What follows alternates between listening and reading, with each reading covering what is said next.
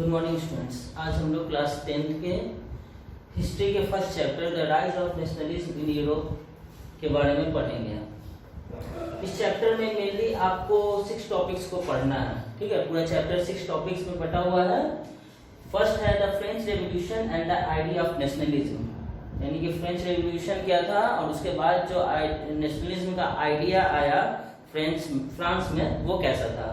The making of nationalism in Europe में nationalism कैसे आया। The age of revolutions 1830 to 1848, इतना 1830 टू 1848 के बीच में कौन कौन से रेवोल्यूशंस आया, उसका क्या इम्पैक्ट पड़ा नेशनलिज्म पर और यूरोप पर, इसके बारे में हम लोग देखेंगे। The making of Germany and Italy, Germany and Italy का यूनिफिकेशन कैसे हुआ, कैसे जर्मनी और इटली नाम के 2 नेशन बने। Visualising the nation and nationalism and imperialism. ठीक है, तो मेनली इस पूरे चैप्टर को हम 6 टॉपिक्स में बांट करके पढ़ेंगे और आज जो हम टॉपिक देखेंगे वो फर्स्ट टॉपिक है the French revolution and the idea of nationalism. ठीक है, तो इसके बारे में मैं पहले आपको थोड़ा प्री नॉलेज दे दूं।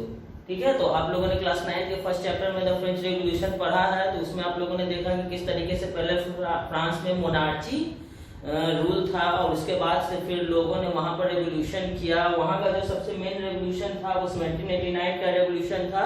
The French revolution started in 1789 which was the first expression of nationalism in Europe, जो कि नेशनलिज्म का फर्स्ट एक्सप्रेशन था यूरोप में।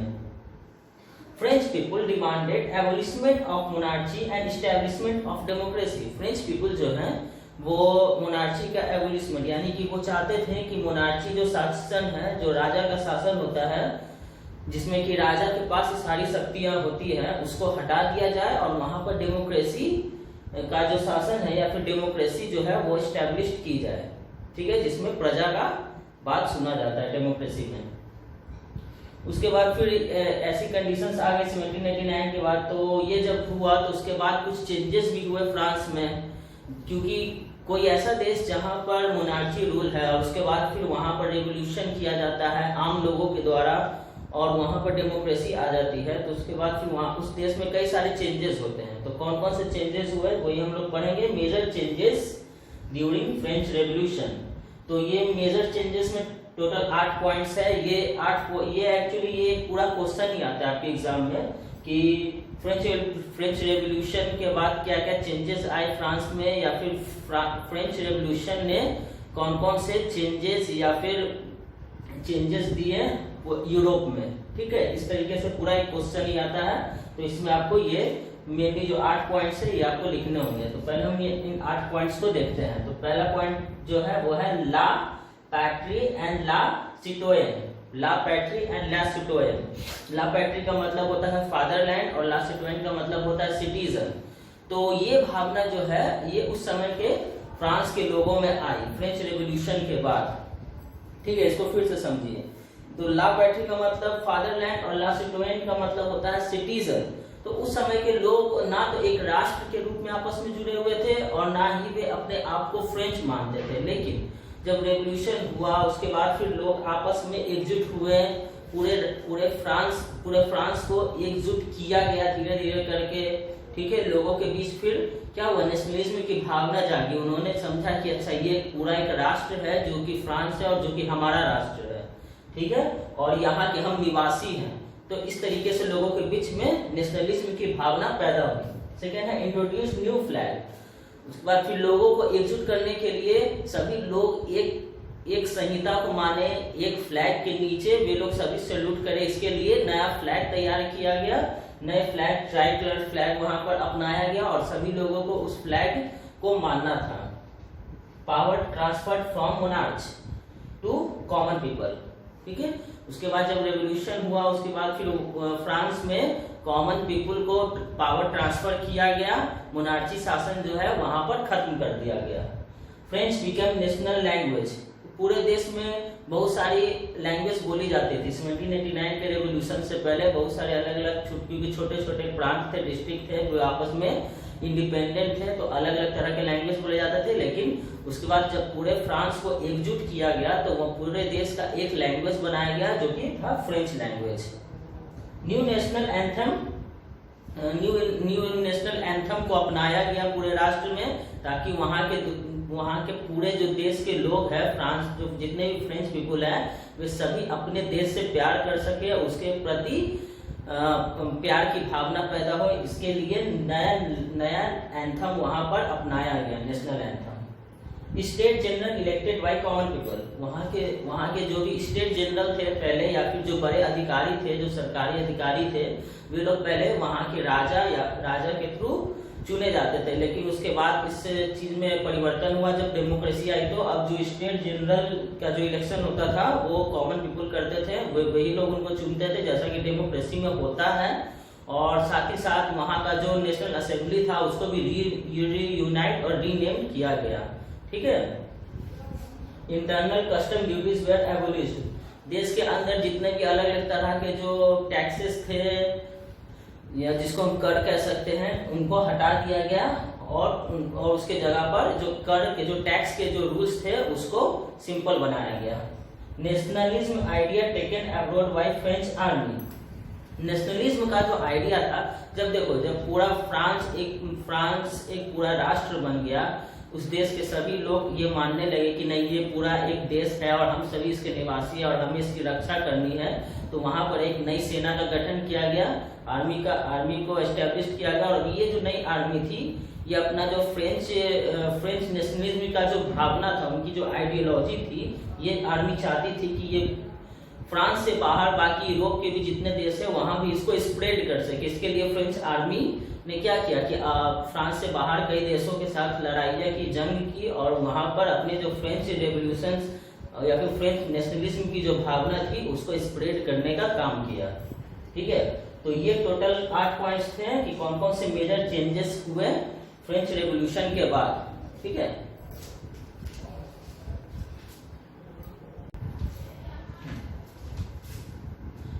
हम लोगों ने देखा कि फ्रेंच रेवोल्यूशन हुआ 1789 में, उसके बाद कई सारे मेजर चेंजेस आए फ्रांस में। लेकिन 10 साल होते होते, यानी कि 1799 आते आते तक एक पर्सन फ्रांस के जितने भी वहाँ की सत्ता थी, वहाँ का जो राजतंत्र था, डेमोक्रेसी थी, उस पर धीरे धीरे वो अपना अधिकार करने लगा। इस व्यक्ति का नाम था नेपोलियन बोनापार्ट। ठीक है, तो नेपोलियन बोनापार्ट ने क्या किया कि 1799 आते आते तक उसने फ्रांस में अपना अधिकार स्थापित कर लिया। नेपोलियन बोनापार्ट के बारे में मैं कुछ बता दूं तो ये पहले एक आर्मी पर्सन था, उसके सैनिक था, उसके बाद धीरे धीरे इसने लड़ाइयों में अपनी बहादुरी साबित करते करते धीरे धीरे वो हायर पोस्ट पर पहुंच गया, प्रमोशन लेते रहते। उसके बाद फिर धीरे धीरे फ्रांस के जो राजशाही वर्ग थे, यानी कि वैसे लोग जो कि ऑफिशियल्स थे, उनके बीच उसका प्रभाव स्थापित होने लगा और धीरे धीरे वो फ्रांस का जो भी सत्ता था, फ्रांस की जो भी शासन व्यवस्था थी, उसका वो प्रमुख बन गया। उसके बाद फिर 1804 में नेपोलियन ने फ्रांस में 1804 तक क्या था कि नेपोलियन ने फ्रांस से बाहर भी कई सारे देशों पर अपना अधिकार कर लिया था। सच एज फ्रांस से बाहर उसने जर्मनी, इटली, प्रसा, ऑस्ट्रिया आदि कई सारे देशों के कई सारे भूभाग पर उसने अधिकार कर लिए थे युद्ध करके। उसके बाद फिर उसने क्या किया, 1804 में उसने शासन व्यवस्था को सही तरीके से चलाने के लिए उसने नेपोलियनिक कोड लाया। नेपोलियनिक कोड होता क्या है, तो नेपोलियनिक कोड होता है, जिस तरीके से आप समझो कि अभी संविधान है हमारे देश में, ठीक है, उसके अनुसार से हमारे देश में शासन व्यवस्था चलती है। तो उस समय, पुराने समय में नेपोलियन ने अपने देश में और देश से बाहर जो भी प्रदेश जो उसने जीते थे, वहां पर शासन व्यवस्था सही तरीके से चलाने के लिए उसने नेपोलियनिक कोड अपनाया। इस कोड में कुछ बातों को कहा गया था, ठीक है, तो हम एक्चुअली अभी यही चीज देखेंगे कि इस नेपोलियनिक कोड में किन किन बातों को कहा गया था, क्या ये नेपोलियनिक कोड सही था, उसके पॉजिटिव एस्पेक्ट और निगेटिव एस्पेक्ट दोनों के बारे में हम लोग चर्चा करेंगे। तो सबसे पहले हम लोग नेपोलियनिक कोड और नेपोलियन द्वारा लाए गए सुधारों के पॉजिटिव एस्पेक्ट के बारे में चर्चा करते हैं, क्या सकारात्मक उसके प्रभाव पड़े। तो पहला था इस्टेब्लिश्ड इक्वालिटी बिफोर लॉ। तो इसके थ्रू क्या हुआ कि इक्वालिटी की जो भावना थी वो आई। ठीक है, पहले क्या होता था कि रेवोल्यूशन या फिर नेपोलियन से पहले के समय में क्या होता था, जब फ्रांस में मोनार्ची रूल था तो उस समय जो अमीर लोग थे यानी कि अपर क्लास के जो लोग थे उन्हीं को बहुत सारे अधिकार मिले हुए थे और बाकी जो लोअर क्लास के लोग थे उनको अधिकार उतने नहीं दिए गए थे। ठीक है, लेकिन नेपोलियन ने क्या किया कि सभी के लिए लॉ और रेगुलेशंस, रूल रेगुलेशंस जो है वो सभी के लिए सामान्य कर दिए गए। सेकंड क्या है कि राइट टू प्रॉपर्टी, उनको अपना प्रॉपर्टी रखने का अधिकार दिया गया। पहले क्या होता था कि जितनी भी प्रॉपर्टी होती थी देश के अंदर वो सभी राजा के अधीन होती थी, राजा उस पर कभी भी अपना अधिकार कर सकता था। लेकिन अब क्या किया गया कि नहीं, अब लोगों के पास अगर उनकी अपनी जमीन है, अपना जायदाद है, तो वो उनकी अपनी प्रॉपर्टी है और उनको उसको रखने का अधिकार है। थर्ड क्या है, फ्यूडल सिस्टम वाज एबोलिश्ड। ठीक है, फ्यूडल सिस्टम वाज एबोलिश्ड कहने का मतलब होता है कि जमींदारी प्रथा। ठीक है, जमींदारी प्रथा आप लोग समझते हो, जमींदारी प्रथा जिसमें कि पूरे जमीन का एक मालिक बना दिया जाता था और सरकार उससे टैक्स लेती थी। और वो जमींदार क्या करता था कि सरकार को टैक्स चूंकि उस जमींदार को भरना पड़ता था, इसलिए वो उस जमीन में जितने भी किसान जो कि उसके अंडर में काम करते थे वो उससे बहुत जबरदस्ती टैक्स वसूलता था। तो ये फ्यूडल सिस्टम जो है उसको नेपोलियन ने समाप्त कर दिया। Freed peasant from serfdom. ठीक है, सर्फडम यानी कि उसने क्या किया कि जो जितने भी जो किसान थे या फिर जो ऐसे लोग जो कि गुलामी का जीवन जी रहे थे, लाइक अ स्लेव, वो अपना जीवन जी रहे थे, उन सभी को फ्री कर दिया गया और साथ ही साथ उनको गुलामी की जो जिंदगी थी उससे उनको आजाद कर दिया गया। Guild restrictions were removed. Guild restrictions were removed कहने का मतलब होता है कि व्यापार प्रतिबंध जो कि उस समय रेवोल्यूशन से पहले लगाए गए थे राजाओं के द्वारा, जो व्यापार प्रतिबंध लगाए गए थे, तो उसको नेपोलियन ने क्या किया कि उसको भी समाप्त कर दिया, व्यापार प्रतिबंध को। अब क्या है कि फ्रांस के जो भी जितने भी व्यापारी या फिर बिजनेस पर्सन्स लोग जो थे वो अपने देश से बाहर दूर दूर के देशों में जाकर के व्यापार कर सकते थे और उनको बहुत कम टैक्स भी देना पड़ता था। और 6 पॉइंट क्या है पॉजिटिव एस्पेक्ट में, तो transport and communication system were improve. Napoleon ने पूरे देश में ट्रांसपोर्ट और कम्युनिकेशन सिस्टम्स जो है वो बहुत अच्छा किया ताकि लोग आपस में एक दूसरे से जुड़ सके और साथ ही साथ देश का तेजी से विकास हो सके। तो ये तो थे पॉजिटिव एस्पेक्ट्स नेपोलियन द्वारा लाए गए नेपोलियनिक कोड के। अब सेकंड क्या है, तो इसका निगेटिव एस्पेक्ट्स कौन से हैं। निगेटिव एस्पेक्ट्स, तो पहला निगेटिव एस्पेक्ट ये था कि इंक्रीज टैक्स, टैक्सेस में बहुत ज्यादा इंक्रीजमेंट हो गया। नेपोलियनिक कोड के थ्रू क्या हुआ कि टैक्स तो कम कर दिया गया, पहले बहुत सारे टैक्सेस लगते थे अलग अलग तरह के, उनको तो कम कर दिया गया, लेकिन जो भी टैक्स बचे उनको धीरे धीरे बढ़ा दिया गया था। क्योंकि नेपोलियन जो था उसने अपने समय में बहुत सारी लड़ाइयाँ लड़ी और लड़ाई लड़ने के लिए जो पैसे जरूरत पड़ते थे, जो उसको पैसे की जरूरत होती थी, तो वो अपने देश के लोगों पर टैक्स बढ़ा करके उस पैसे को वसूलता था। सेकंड क्या है, सेंसरशिप वेयर इम्पोज्ड। सेंसरशिप कहने का मतलब होता है कि उस समय क्या था, जो भी अखबार या फिर जो न्यूज़पेपर या फिर मैगजीन्स वगैरह थे जिसमें कि नेपोलियन के बारे में गलत छपता था, कहा जाता था कि नेपोलियन सिर्फ अपनी जरूरतों को पूरा कर रहा है, वो बेकार में युद्ध करता जा रहा है, यानी कि नेपोलियन के बारे में जो भी बुरी चीजें उसमें लिखी होती थी उन न्यूज़पेपर या फिर मैगजीन्स में, उनको सेंसरशिप द्वारा उनको बैन कर दिया जाता था, उन न्यूज़पेपर और मैगजीन्स को। और क्या है, force to join army. Napoleon के टाइम में क्या हुआ कि चूंकि नेपोलियन ने अपने समय में कई सारी लड़ाइयाँ लड़ी, तो इस कारण से उसे एक बहुत बड़ी सेना चाहिए होती थी और लोगों को जबरदस्ती सेना में भर्ती किया जाता था ताकि जो सेना में लोगों की जरूरत है उसको पूरा किया जा सके। तो ये कुछ 3 पॉइंट्स थे नेपोलियनिक कोड के निगेटिव एस्पेक्ट्स।